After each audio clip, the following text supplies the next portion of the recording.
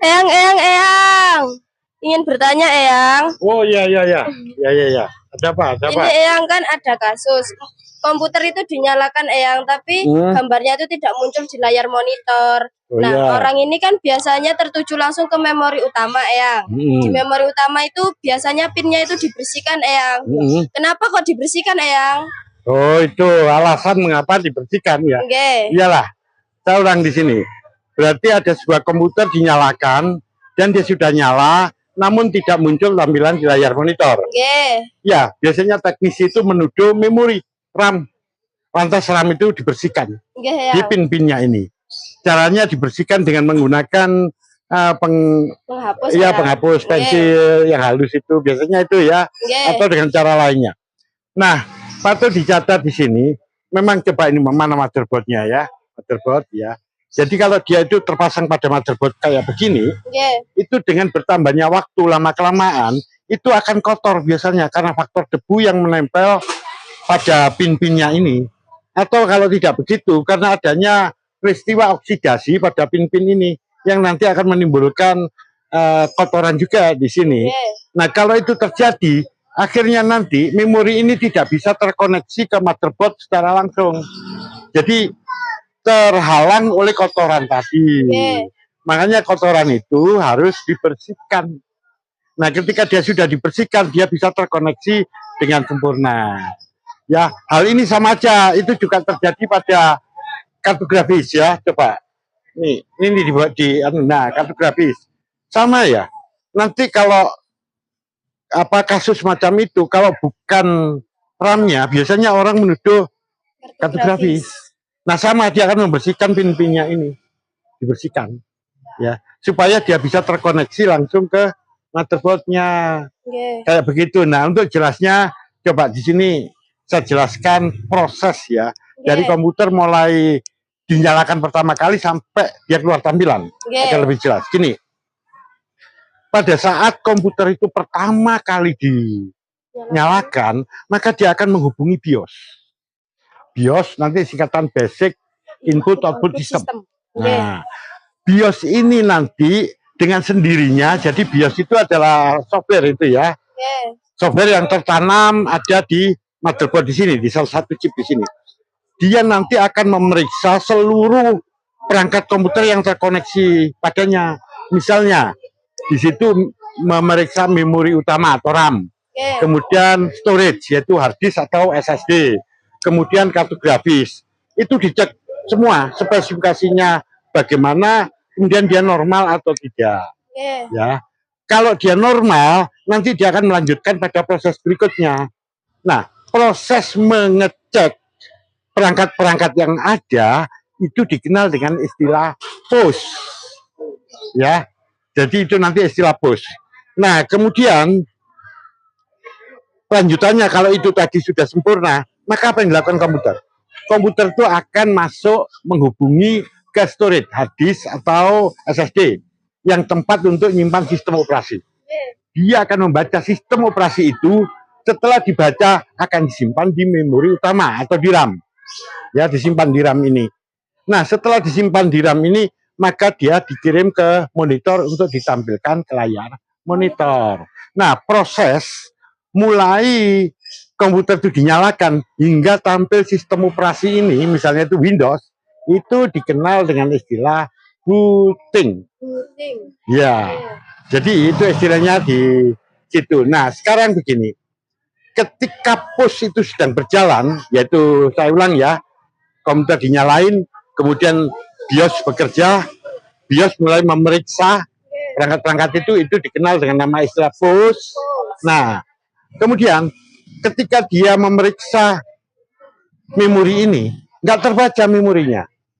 Jadi di dalam memori ini ada sebenarnya keterangan-keterangan atau data-data yang merupakan data-data spesifikasi dari memori ini.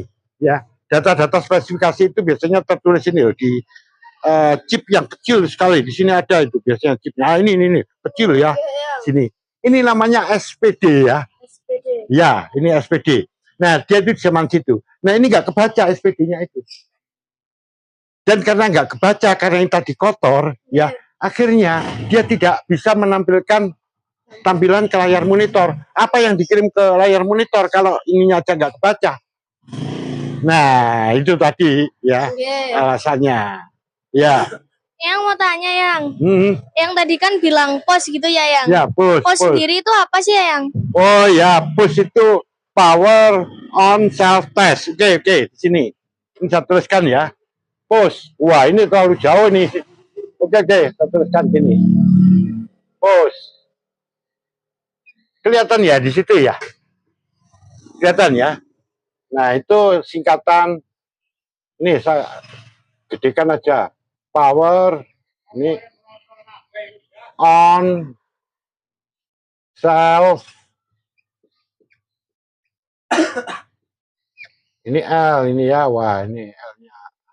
Nah, gini. Tes. Ini singkatannya. Jadi kemampuan untuk mendeteksi diri sendiri. Power on self test. Jadi kemampuan untuk memeriksa diri sendiri. Jadi BIOS tadi itu kan dia memeriksa perangkat-perangkat yang tertancap di komputer itu. Seperti RAM, hard disk, SSD, kartu grafis gitu ya. Dia cek semua. Itu ada atau tidak? Kalau ada spesifikasinya bagaimana? Normal atau tidak? Ya. Kalau dia tidak normal, dia akan berhenti di situ. Sehingga layar sampai gelap itu. Tapi kalau dia bagus, maka dia akan lanjutkan itu. Nah, proses dia memeriksa diri sendiri, yaitu komputer itu sendiri, itu yang dikenal dengan nama push, yaitu power on self test, ya, kemampuan untuk memeriksa diri sendiri itu. Ya, ada saya mau tanya yang ya, UFI itu apa yang? Oh ya, UFI itu BIOS ya. Jadi ini nih BIOS. Ini BIOS. Nah, itu basic ini input output system. Input output. Nah, sebentar ini. Ini ya. Output system.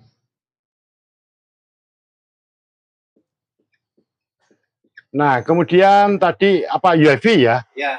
UEFI. UEFI ya ini. Ini singkatan Unified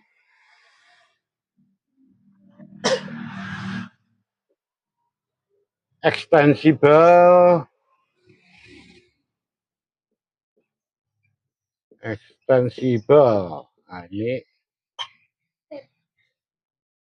Wah, ini kayaknya kena flu ini ya. Firmware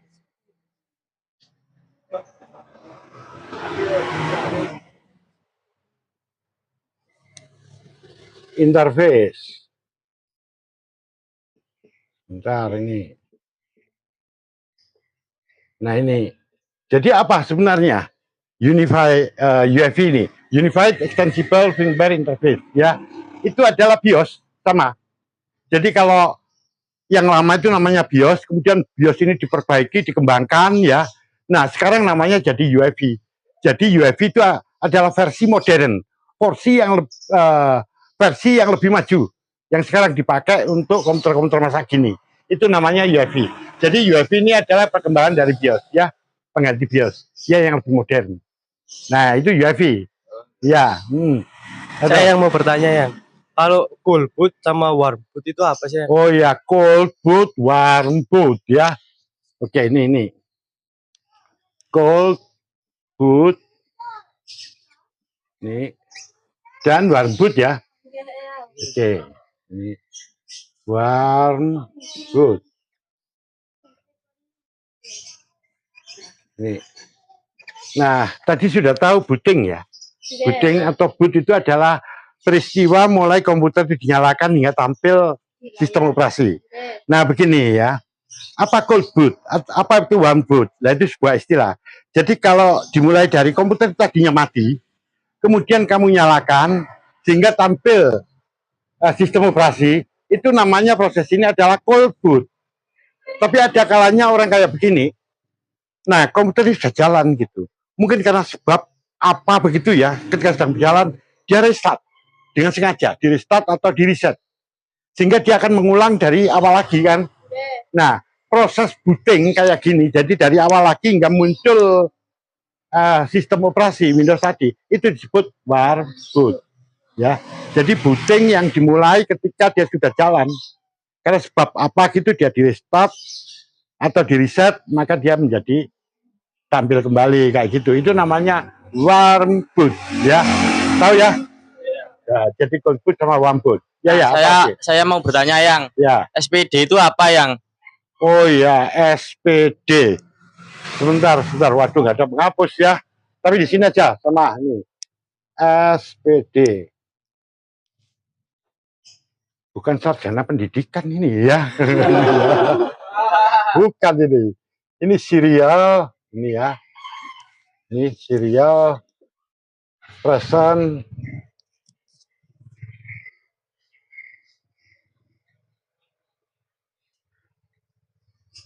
detect.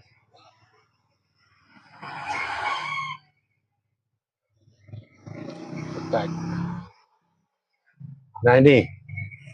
Jadi tadi pada memori SPD itu nama sebuah chip ya. Chipnya kecil. Jadi kalau pada RAM itu kayak begini, nanti ada chip yang kecil sekali itu. Silakan aja nanti kalau punya RAM ya, dilihat kecil sekali. Ini terlihat di sini. Jadi kecil ya. Ini namanya chip SPD. Chip SPD ini apa? Di dalamnya itu terisi data-data mengenai dari spesifikasi dari memori ini. Misalnya dia DDR5, akan tertulis di sini nanti DDR5 SDRAM gitu. Kemudian kapasitasnya misalnya 16 GB. Data-data itu ada di situ semua.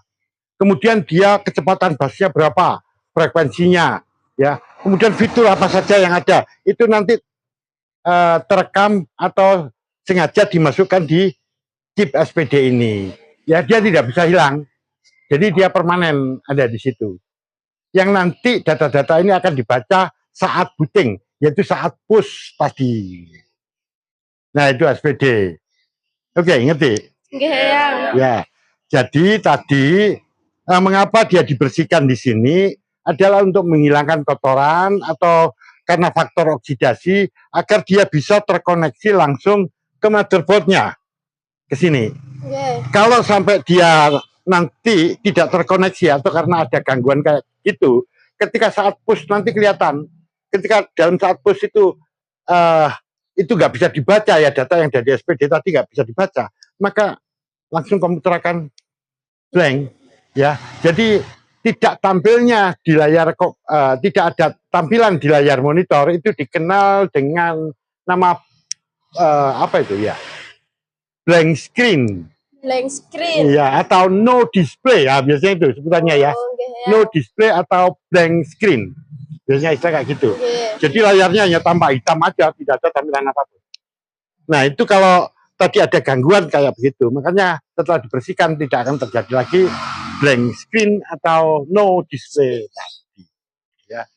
Oke. Terima kasih atas penjelasannya ya. Iya. Oke, terus penjelasan sedikit dari Eyang Blangkon. Untuk video selanjutnya, mari kita tunggu di episode selanjutnya. Dadah, bye-bye.